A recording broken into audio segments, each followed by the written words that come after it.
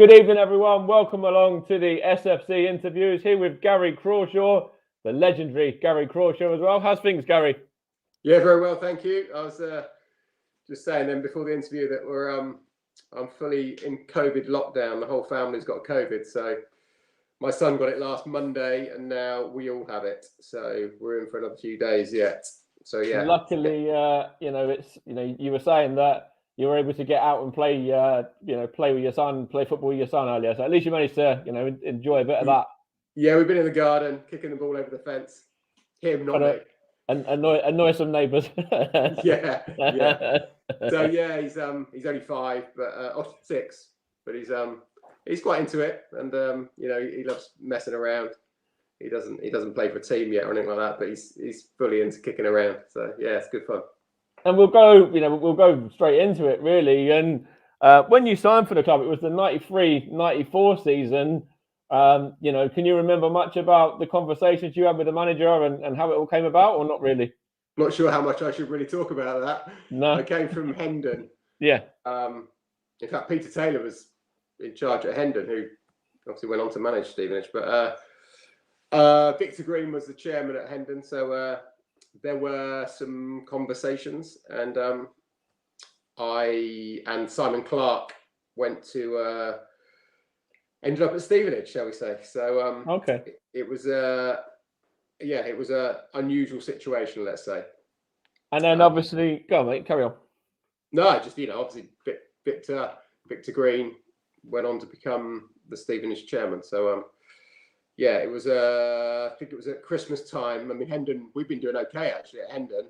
I think we were top for a while. I think we played a few more games than Stevenage, but they came down to us. Stevenage came to Hendon, I don't know, maybe in the October, and beat us 2-1. So I remember Gitz got both, I think. And it was. I remember playing up against Smudger and Richard Nugent, thinking, okay, these guys are properly quick, physical. Then come Christmas, I guess it was, maybe just before Christmas, I moved, so came over to Stevenage, yeah. And that's quite interesting. Obviously, you're saying that you moved sort of December sort of time there. So obviously, there's no transfer window. So you sort of, I suppose, we're free to move as and when, really. Like, I was under contract at Hendon, but it was a free transfer, yeah. Okay. So but I remember I was at Staines prior to Hendon. And I remember talking to Paul after one of the games, after Stevenage came down to Staines, and I remember talking to Paul after the game in the bar. Yeah. Uh-huh. And so I knew he knew, of me. And so then he obviously made it clear that he wanted me to come. So yeah, me and Simon Clark, centre half, came along to Stevenage for the second half of the season. And then obviously, I don't know how much you remember about that first season, but it was quite a successful, and you were able to sort of hit the ground running pretty quickly, weren't you? Yeah, that was that season. I think I scored a few. I can't remember the actual stats, but straight in. In fact, do you know what I do remember? I remember the first training session, because we used to train at a school just up the road from Broadhall Way now. Yeah. It's not called Broadhall Way now, is it? It's always Broadhall Way. To the diehard fans that have been since they're sort of like 7-8 years old, like I have. It isn't. They can rename it all they want. It's it's on Broadhall Way. It's called Broadhall Way. Cool. There's a school up the road, across the road, up the dual carriageway, and we trained there in the evenings with these really low floodlights. I mean, what was it called? The Diodora Premier, wasn't it? I mean, really low floodlights, kind of almost shining in your face. They were like portable things. Oh, and wow. I remember the first session, and I remember the intensity that there was at training, which I hadn't really kind of had before in that non-league kind of environment. Yeah. And I remember Martin Gittins flying into challenges. And I thought, God, I've arrived here. This is serious. So, come the Saturday, who was my debut against? Was it Dulwich or? Yes, Dulwich, yeah, Dulwich, it was. Dulwich away, which was which is a funny ground, Dulwich, kind of quite a new setup. And I don't know if Git's got both or Dave Venables, but I didn't score. But I always remember that after the game, Martin coming over to me and saying, giving me the kind of like arm around me, and I don't mind playing with you kind of feeling. Yeah. So it wasn't a bad induction for me. And of course, you mentioned there, obviously with Martin Gittins, and in fact, Sam is actually tuned in as well. So how you doing, Sam? All right, mate. I've just seen that he's left a little like on there. Right. So hey, Sam. He's around. But, obviously playing with his dad and obviously playing with the likes of Smudger, it was a quality squad, wasn't it? It was a quality side. Yeah, it was. Yeah, I mean, Smudger, God, we could talk about Smudger all day. He's a fantastic player that, played massively below his level for most of his career. He's just a cruise around. He was kind of that Van Dijk kind of mold, fast, could pass the ball, could head the ball, was so gifted, could have played midfield easily, but great athlete, he was an excellent player. But yeah, Martin, that was, that season, and maybe a little bit, did he play in the next season? I can't remember. Actually, I wasn't there in the next season. But he was prolific. He was prolific. He scored a lot of goals. And he was he was physical. He was strong. He was dominant in the changing rooms. He had a real character. And I learned a lot from him. That in those 20 games, I learned a lot. And he was a good lad.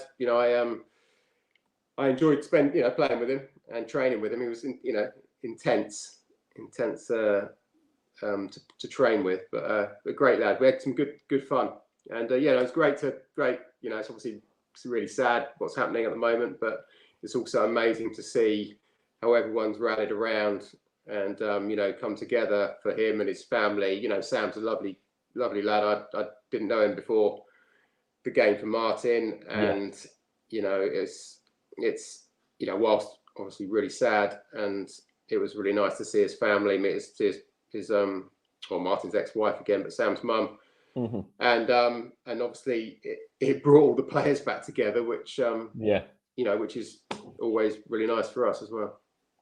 And of course, we will touch on that in a little while. I'm going to go sort of that way around it and sort of come to that a little bit later on towards the end, really.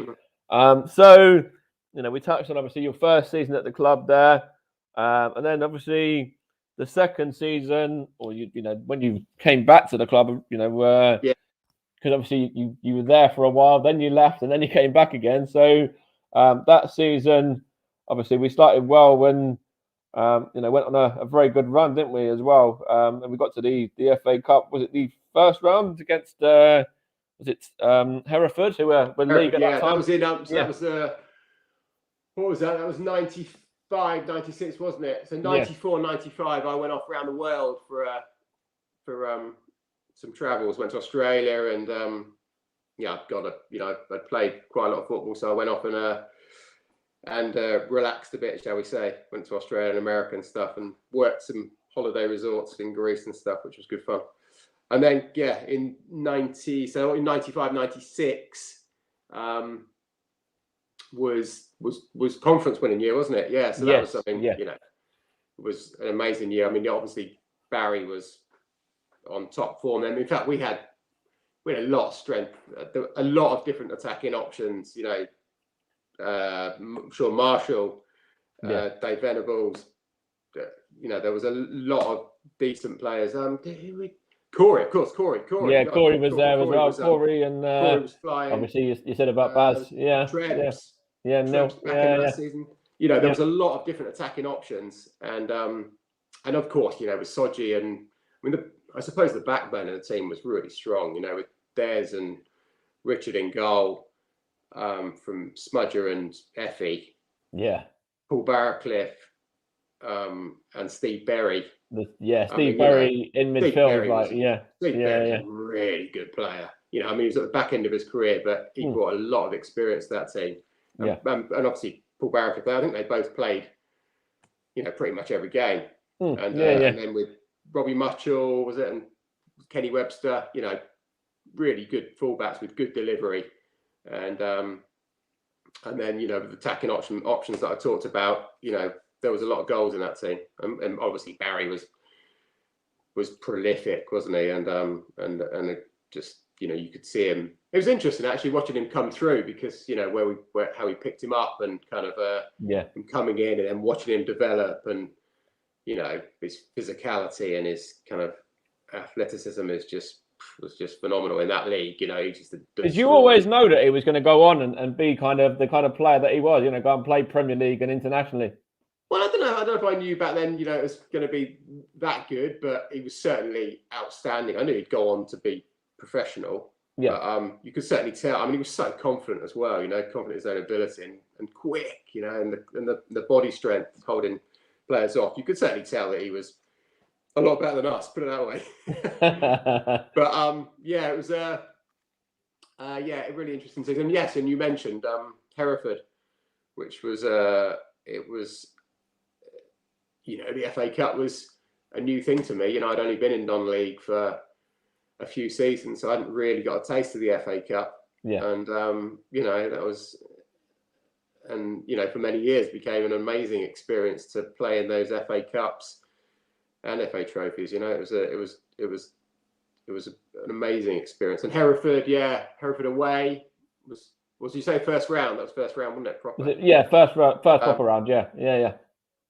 You know, playing in front of the big crowd. It was, you know, that going to a proper like league club at that time as well, wasn't it? Yeah, proper club. Yeah. And it was just a really good experience. Yeah, and obviously I managed to score, so that was that was nice.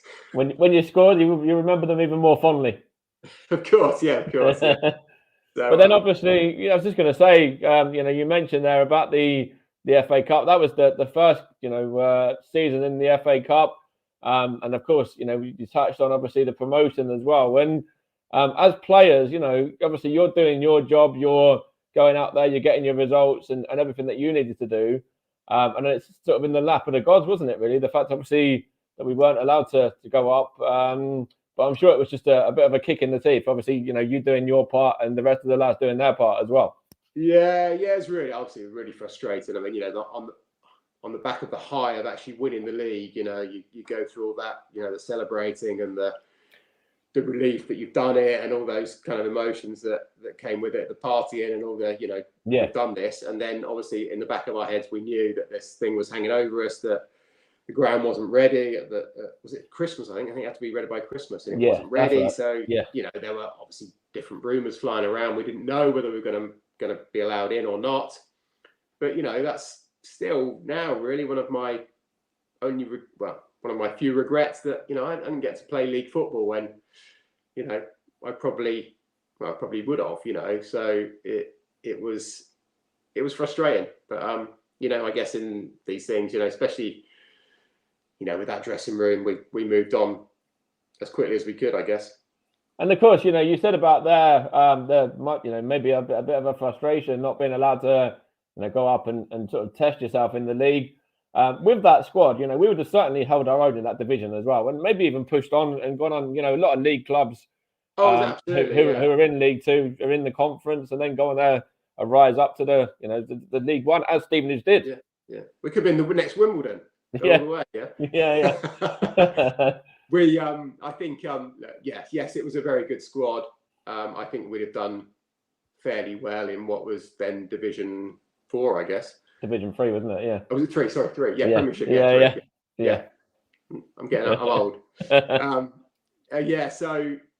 I think we'd have probably done okay. Yeah, we'd have been in the top part of that league for sure, I think. And that's what. Go on, mate.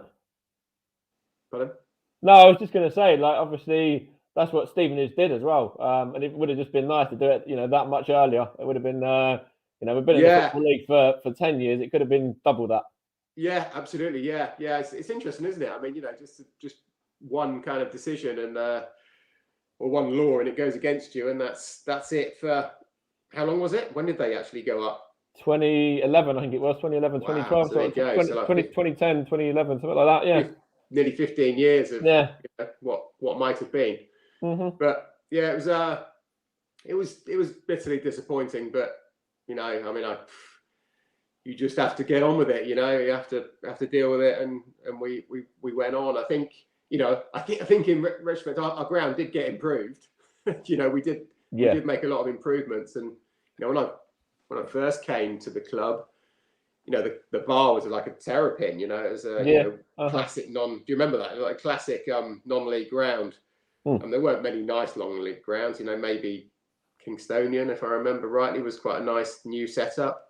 But you know, at the time when I first came to Stevenage, you know, it was a bar or a rope around the pitch, you know, or bits of it, and a couple of terraces and the bar. You know, it was it changed a lot, you know, over the years, which I was lucky enough to get to see. And then obviously we'll go back to the FA Cup as well, because you know we touched on the Hereford one, but then obviously we went, you know, a step, you know, couple of steps further. In fact, the following season, and obviously we knocked out Leyton Orient, and then obviously we went on and we come up against Birmingham. And you know, what was that like to be involved in obviously the Birmingham game, and even the fact that there was so much surrounding it, you know, in terms of you know, it being played at St Andrews, but it basically being a home tie for Stevenage. Yeah, sure. Yeah, well, that was of that time, wasn't it? Where you know, you draw a big team with a big ground, and you'd automatically take the tie away. Yeah, because financially it made sense, you know, and I guess the police, you know, would want that as well. It just, you know, just the thing that happened, wasn't it? I mean, it was exciting, you know, exciting beating Leyton Orient. Unfortunately, in both those games, I was on the bench, but Corey and Barry were both flying then, so I wasn't involved in. Well, I was involved. I came on in both games. Mm-hmm. Leyton Orient was fantastic. I mean, fantastic atmosphere, and you know, we deserved to win there, and it was you know, we got Peter Shilton played in goal for them. That's right. Know, yeah. I mean, that's you know, that's I managed to get one shot in, which was you know, that was nice to think that I was able to shoot against Shilton. Yeah, that's always you know, and at least it was on target, hopefully, as well. I'm sure it was. I can't remember. I think it was. Yeah, but it wasn't a particularly strong shot, but no. It was that was our first taste of, you know, that was amazing, you know, and you know, then off the back of that, there's, you know, the match of the day stuff and all that, you know, and as a non-league player, you know, that's the stuff that, you know, you dream of, and it was a great time, great period for the club, and then to go on to Birmingham, I came on at Birmingham as well, and you know, I can remember in the warm up, you know, the noise of the crowd, you know, the just knocking it to each other, thinking, God, I can't even actually hear each other shout to each other, you know, that kind of intensity, especially, I mean, at Birmingham, you know, they had a massive fan base. And, of course, Steve Bruce was playing centre half for them. So, you know, came on against Bruce, and that was a really good experience, you know. I mean, I didn't really get a look in, but, you know, he was very experienced, and you could tell the way he was moving his other centre half and the fullbacks around, that, you know, it made it very difficult to open them up. But a great experience. And then we'll go, you know, we'll jump onto the following season as well and continue on with the FA Cup once again. And of course, you know, it was a fantastic cup run. Started against Crawshaw, then obviously Cambridge, then Swindon, and then drawing Newcastle. And Alan Shearer, you know, coming back from injury just for that game, and obviously everything that surrounded that Newcastle game as well, and obviously the run. It was a phenomenal run to get there, and you know, it had the whole of Stevenage, but you know, probably the whole of Hertfordshire, and actually most of the footballing world sort of looking over that, didn't it? Yeah, it was a fantastic period in all our footballing lives. You know, it was you know, it was incredible. You know, we I remember Carl Shorten away. God, we were poor, and we managed to get the draw and get them back to us, I think, and we beat them at home. But we absolutely tore them apart at home. I think it was like 5-0, wasn't it? 5 was it? Yeah. Yeah. Cambridge was a real battle over there. I think was it a penalty? I think I got a penalty there. Yeah. And then obviously, you know, you're in the hat for the third round, and you think, you know, this is going to be this is it, you know, here we go, and you draw Swindon, who are, you know, a pretty decent club, with a They were decent top crowd. end of the first division, weren't they? I'm sure, or like I think Were they'd they? been, I know top or top few. Yeah. Steve McMahon was manager, wasn't he? And Hmm. it's just I guess being in the third round draw. How many times you're going to get in the third round draw as a conference player, or as a non-league player, you just you don't know, do you? And it was so there was an air of disappointment that we hadn't pulled a big one, but to eventually go there, and then the weather was just absolutely atrocious. I love that game. I remember that game like it was yesterday, because I remember who was it? Was it Mark Walters that scored for them? Yeah. Great And I goal. remember it was a great goal. But then I remember our goal. I think it was the goal that won it, and it was basically caught in the wind and then it come back. It's crazy, absolutely crazy. Their goalie Perry Digweed. I always remember him from the football Fraser Digby. Yeah. Oh God, yeah. Sorry. Yeah. Fraser Digby, yeah. And he kicked the ball, and it just it came outside the box, didn't it? And just curled back towards their box. I've never seen anything like it, and it dropped to me, and I just slipped it inside to Grazioli, and off we went. That was just we went. It was crazy, absolutely crazy. We obviously parted quite hard that night. Yeah, as you're right to as well.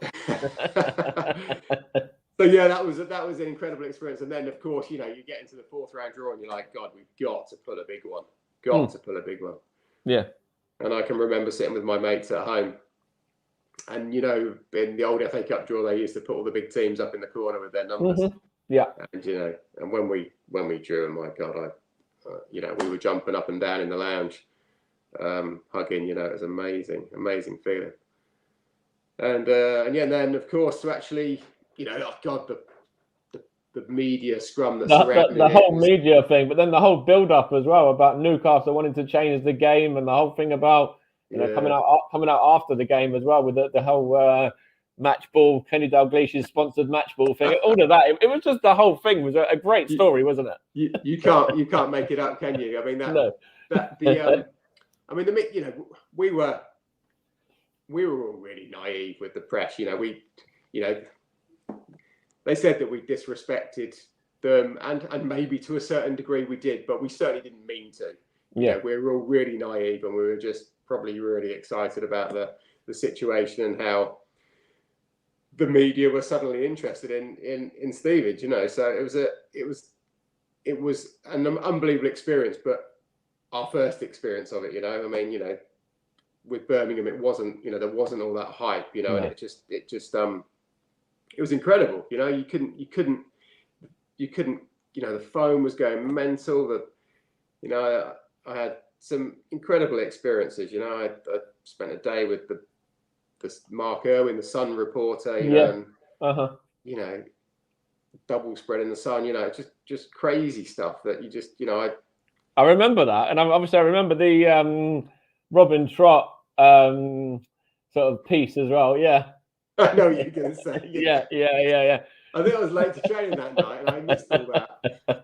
I missed the whole painted and decorated piece with Robin Trott. Yeah. I missed that, but it was just, it was an unusual period for non-league players because it was right at the back end, wasn't it? Of the FA Cup was still a major thing, and it is it's a fantastic trophy, but obviously it's lost a little bit of its kick now with the money in the Premier League. It just doesn't quite have the same hold, but we just caught it at the right time that the FA Cup still had all that romance with it, and we lived it. We properly lived it. I mean, I guess it's a little taste of what it's like, but it was a great experience, and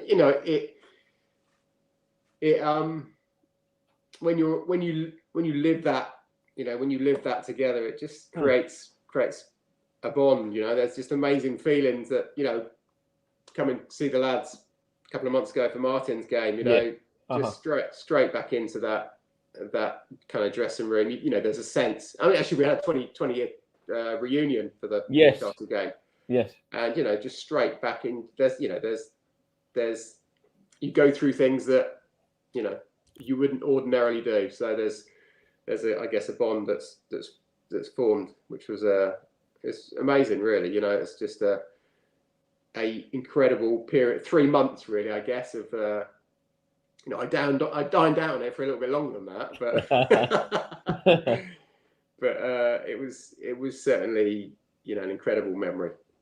And then, of course, you come up against some fantastic players. Of course, we mentioned Alan Shearer, England international Alan Shearer. Of course, had moved to Newcastle, and he'd just come back, and straight away within 3-4 minutes had scored, and he's running over to Clough and celebrating right in front of our manager. Yeah, it's crazy. Yeah, I think if anything, maybe it was a good thing. It kind of just settled us down a bit because we were just so hyped and so I just think it just settled us down that calm down, and we perhaps it made us think there wasn't as much to lose. I guess we could have thought about losing 7 or 8-0 live on telly, but I think it just settled us down a bit so that we weren't quite as hyped up or tense. I don't know. Something happened. I think it turned out to be a good thing. And the longer the game went, obviously, that first half,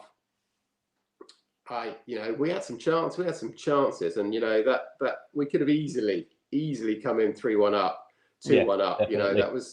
That wouldn't. Didn't we have one disallowed, which was in the first half or second half as well?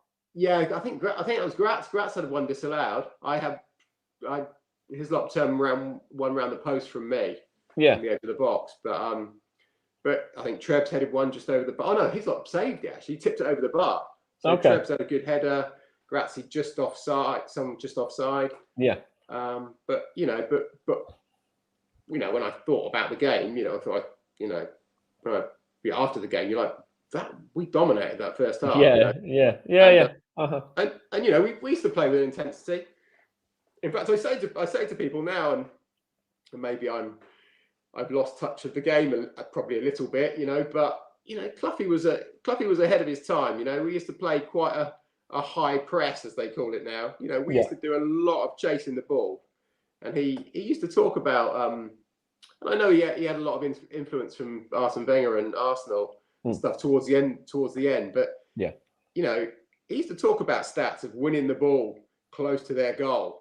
Most goals were scored within so many touches. He used to say those things, and we used to press as a team. You try not to press on your own as a centre forward, but you try and make sure you were going as a group. And that's what a lot of teams do now. And that was credit to Paul. And I think Newcastle probably I think our pitch was a bit smaller than theirs, so it made it easier to press them. But the pitch probably wasn't up to their standard, and all those things. Suddenly they had a lot to lose, and we didn't, and it seemed to work in our favour. I guess unfortunately, second half we seemed to run out of steam, but it kind of the game just seemed to get away from us a bit, and it kind of you kind of expect that though against a Premier League opposition, and a club that's got that many internationals. It's kind of just you have to expect that, don't you? Yeah, I guess so. Yeah, I mean, beforehand in the game, it's hilarious when because you've got the boards up and Clough is like the corners are written down and who's marking who, and it became laughable, Pierce, Batty, Barnes. Yeah. It just becomes a bit of a joke, and we were sniggering, we were laughing before the game, that what's going on here. But it was an experience I shan't forget. And then obviously, we got the replay. Graz scored, and then we got the replay. And then, obviously we'll touch on the replay, for your part. Obviously you scored the goal, and it was a consolation goal at the time. But even before that, there was still more drama, wasn't there? And obviously if you look at, watch that back now, and if they were to watch that with, the old watch and everything now, it'd be like, it didn't cross the line. So. Yeah, I know. Yeah. Yeah. Even the pictures, the picture you see now, you think it didn't cross the line. I think they did. Didn't Sky do it? Yeah, they did. Yeah. reconstruct it and show Yeah. that it hadn't crossed the line. But you know, Mhm. it's yeah, who knows? Who knows? But you know, that second game they were definitely more on top, and their pitch was bigger. We couldn't get as close to them. It was a much tougher game. But you know, we were still in it. You know, with whatever it was, 20 minutes to go, 2-1. You know, who knows? You know, we could have nicked another goal, but it wasn't to be. You know, I mean, I think they deserved it on that night, and you know. 3 Alan Shearer goals, you know. I wonder if he hadn't have been fit, it might have been a different story. Yeah, he might have got through, absolutely. But obviously, from your own personal standpoint there as well, scoring at St James's Park, you know, you mentioned about winning the league was a career highlight. That's got to be up there as well. Yeah, of course. Yeah, I mean, you know, to go and play in front of that many people was just, you know, it was just an amazing thing for us guys. But to score as well, yeah, I mean. I got a little bit lucky, I guess, but you know, I guess I was in the right place. But the cross flicked off the top of I can't remember whose head it flicked. Maybe it was Pierce's head. Maybe it flicked off the top of Pierce's head. It flicked off one of the defenders' heads and looped up. And the cross wasn't going to get to me, and it just looped up and fell. Yeah. I seem to remember it being around the penalty spot, but it was close to the 6-yard box. They all count. It doesn't matter. Yeah, exactly. Yeah, but you know, I caught it sweetly and it flashed in. You know, so yeah, I mean, incredible. You know, it happened like that. I didn't really think about it. I didn't have time to think about it. Perhaps that was a good thing, you know. And it just it nestled in the near post.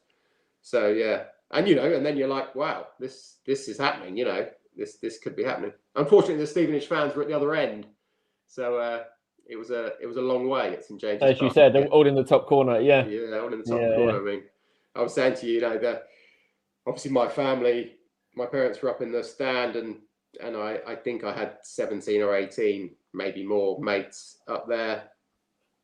And, you know, I was saying, you know, at the home game, maybe 35 mates, you know, it was just an incredible thing. So, yeah, an experience. We stayed in a hotel. I can't remember the name of the golf course now. We stayed at a hotel, and,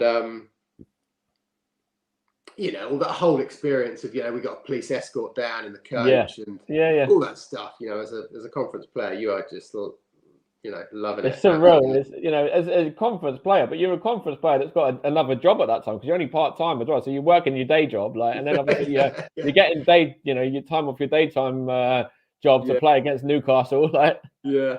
I think that's what Cloughie did because, you know, as Stevenage players, we weren't ever paid. Well, I say we weren't. You know, there's probably a couple of, I'm sure, a couple of the boys were paid pretty well, but you know, as a non-league club, it wasn't renowned for paying loads of money. So, you know, we were there for the ride. You know, there was always something going on, and Cloughie was a good salesman. He used to sell you. He was selling success, wasn't he? He wasn't, you know, there was always something going on, whether it be the trophy run or an FA Cup run or a championship push.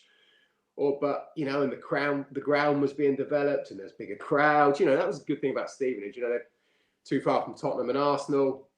You know, quite a distance from Luton. There's that. You know, there was that. It was a huge, big crowd. You know, we used to get some really big crowds, and the support was just, you know, it was a really good crowd. You know, really used to get behind you, and you know, we were lucky, really lucky. So with that Newcastle game in particular as well, obviously we had the extension to the stadium, didn't we, as well, to make to actually have people in there, and it was one of those stands. You know, it was, I can't even remember what the stand was like, but I remember it was only sort of like a temporary stand, and it was very. I don't know I don't know how many were in there. I think it was 7,000 or 8,000 got in there, but yeah, the stand was up behind the bottom end, wasn't it? It was like a single tier stand that had been put up behind, which was bizarre in itself. But yeah, we I mean, Cloughie, I don't know if you've heard these stories, but Cloughie got a lady in to do some psychotherapy with us. Yes, I can't remember who it is. One of the other boys has told me. Yeah. You know, and actually,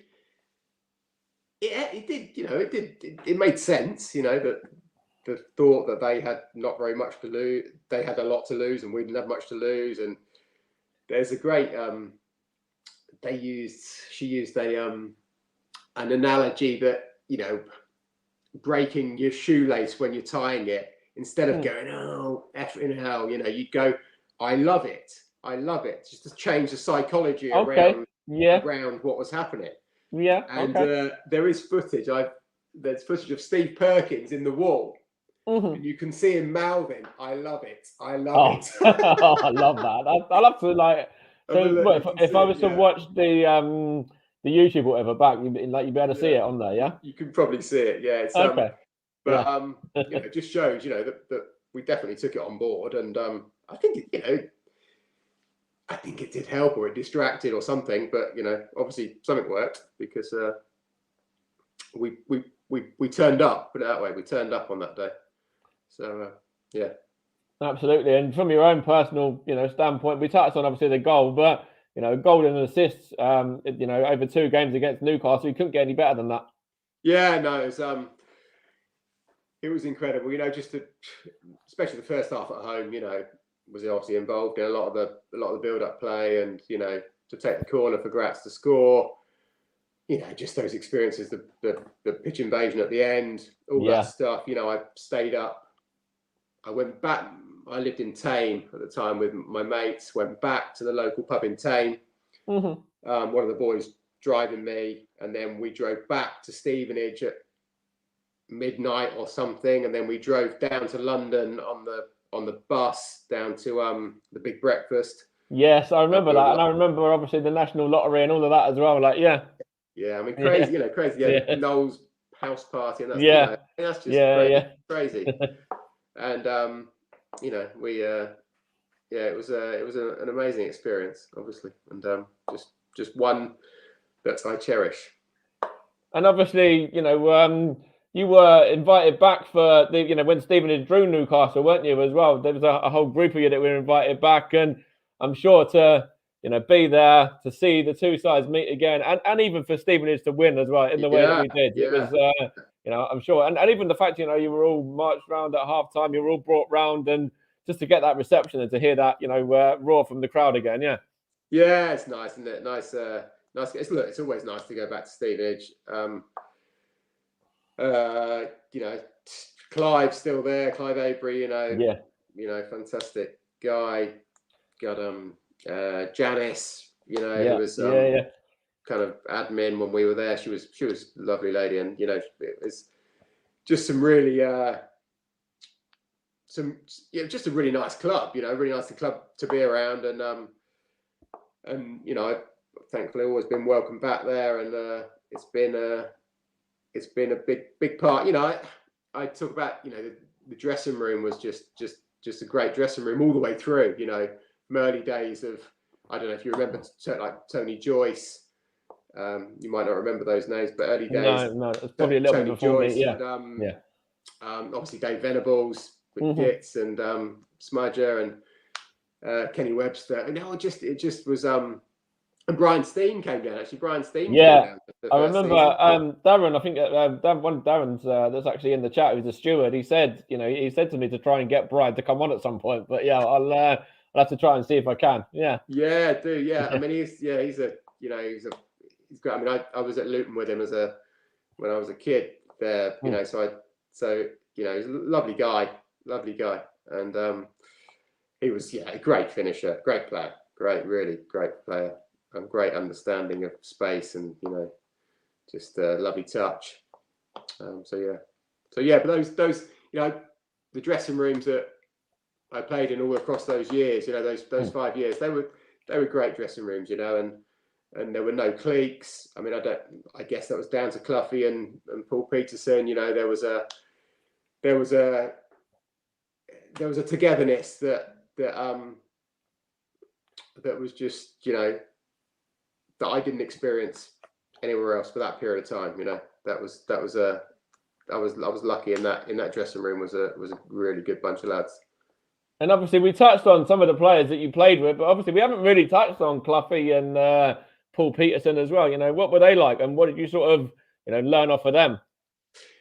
Yeah, Cloughie was he was pretty driven. I think he was pretty shrewd as well with with how he He was a good man manager. You know, he used to really get the best out of players, and you know, without paying them a lot of money, he was good at managing players and keeping things going. You know, there was always something to play for, as I mentioned earlier. And Paul Peterson was great around the dressing room, really lively character, good fun. You know, there was a lot of banter, but an underlying seriousness. You know, training was intense. You know, and I guess you get that when you've got big games coming up all the time, you've got that intensity in training. You know, and we had that. You know, training on Thursday evening was pretty tasty, and you know, I think he tapped into that in that non-league kind of situation. They used to do a lot of pattern of play stuff, and we, you knew where each other were going to be, you know, in repeated situations on the pitch, and you know, whoever was playing in what position, you know, you had a good idea of what was going to happen, and it just, I don't know, there was just obviously Barry made a huge difference. Let's be honest, Barry, Smudger, you know, there was a backbone of those teams that were there, were clear to see. But yeah, of course. And then, you know, but you've gone through some of the other names earlier. There was just so many. It was just a plethora of talent, wasn't it? Yeah. Yeah. I mean, you know, Des in goal. You know, he was a phenomenal shot stopper. And Rich, you know, Rich was a really good goalie. He didn't play as much as Des, but he's a really good goalie. You know, to have those two lads, and you know, I'm saying that the backbone of the team was really strong, and then to have, you know, Barry, Corey, you know, it was just and then, you know, on the back of that, our pitch became, you know, like a really good surface to play on, you know, and then suddenly we were playing some really good flowing football. Phil Simpson, I haven't mentioned Phil Simpson. Phil Simpson was a fantastic athlete, you know, and that sort of stuff. And Trebs, you know. And even some of the younger boys that were coming through, you know, the likes of Stu Beaver and Jason Solomon as well, like guys like that. Yeah, well, Jason, I knew Jason from early days when we were younger, but Scott Cretin, Stuart Beaver, James Dillner, all those guys coming through it's too many to mention, but it was we used to play some good football. That's what, you know, we used to play quick football, high tempo. We used to shut other teams down pretty fast, and Cluffy wanted intensity, you know, and high tempo, you know, get the ball down, play, you know, and I think we did that. And I used to thrive on the fullback service, you know, and whether it be Kenny Webster, Robbie Mutchell, Dean Hooper. Do you remember Dean Hooper? No, that was before my time as well. Yeah, it would have been a little bit, yeah. But you know, there was, you know, good supply into centre forwards was obviously how I thrived. So I think Newcastle was one of my first seasons. It was I think Newcastle might have actually been my first season. Oh, was it? Okay. So obviously it had the likes of Michael Love at left back, and it had Jamie March, obviously Ryan Kirby, guys like that. Yeah, Ryan was a solid centre half. Trotty. Not mention Trotty. I mean, Trotty was an incredible player. You know, he was great fun as well. Trotty in the changing room.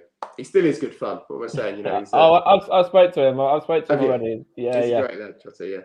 So good, you know, there was that, you know, but that, you know, that just rolled on, you know, as you know, obviously Sodgy went to pro, and obviously Paul Barrowcliff went, and Steve Berry moved on, and in the end Bazza moved on.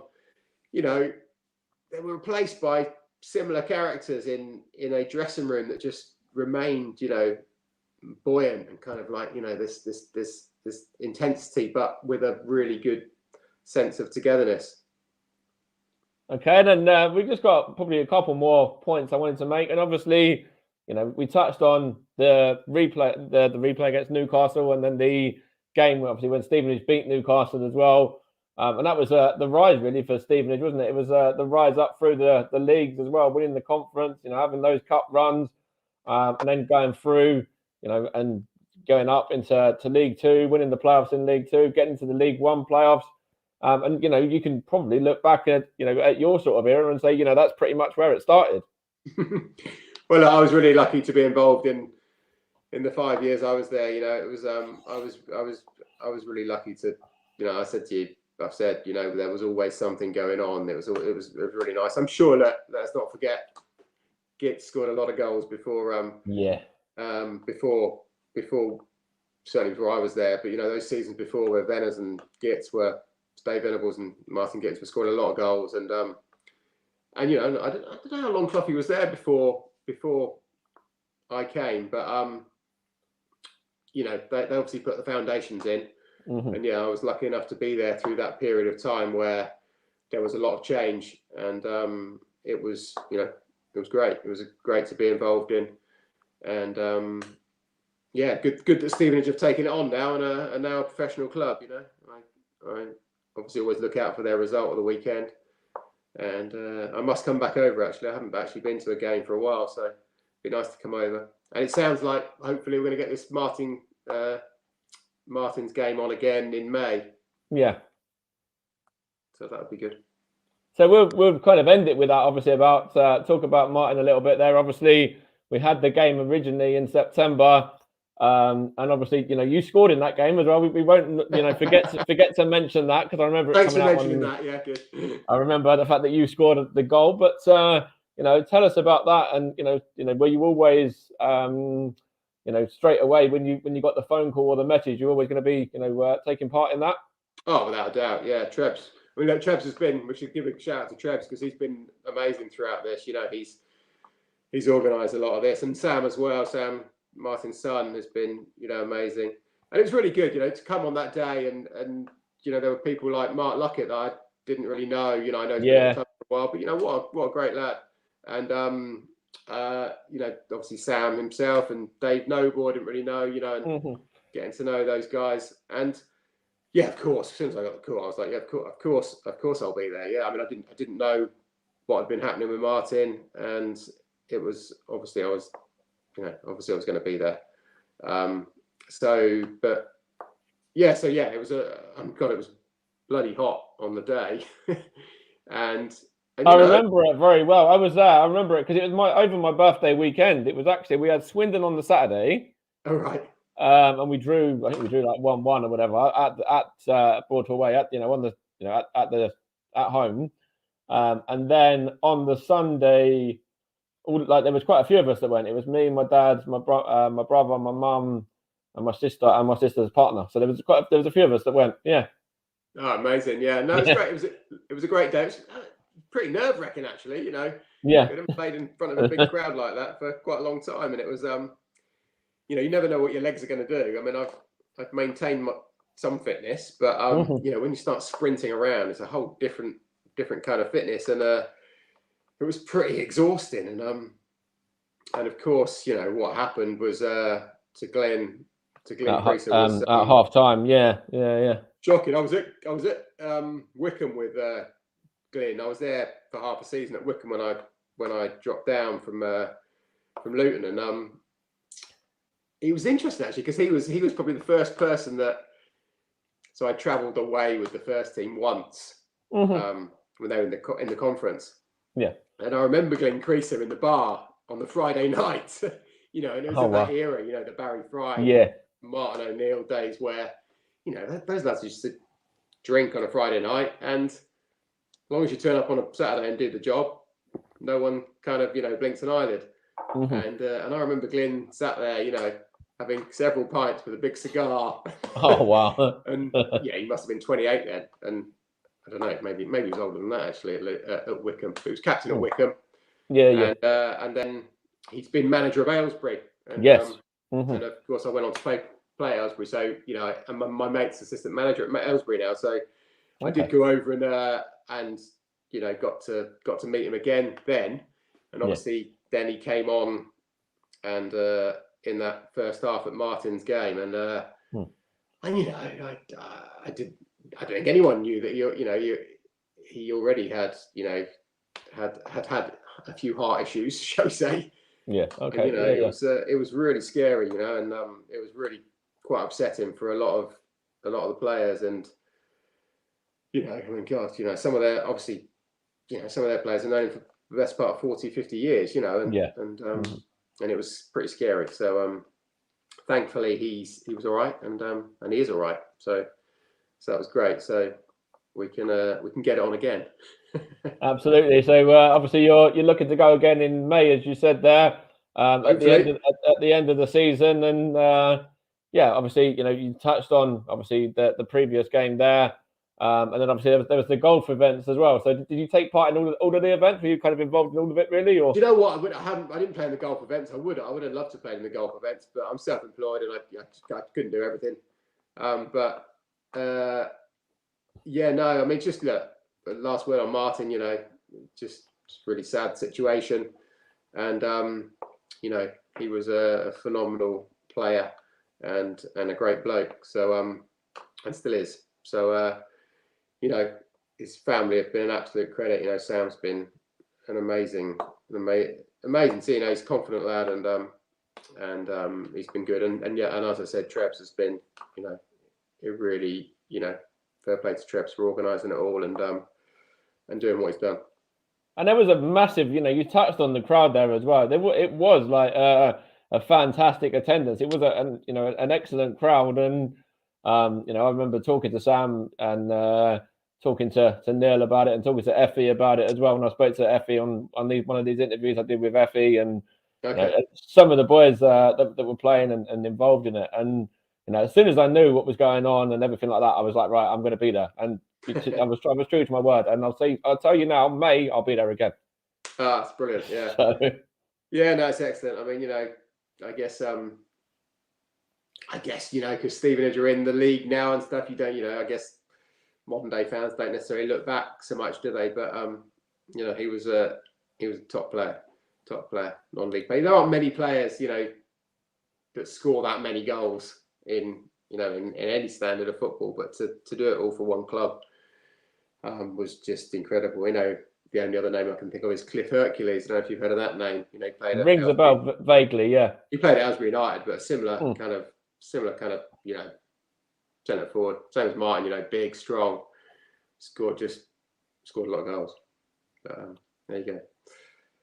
So I think that's probably going to cover it all, really. Obviously, you touched on the fans and all of that before, and your relationship with the fans and how how it was for you to play at Broadway and under the Stevenage fans as well.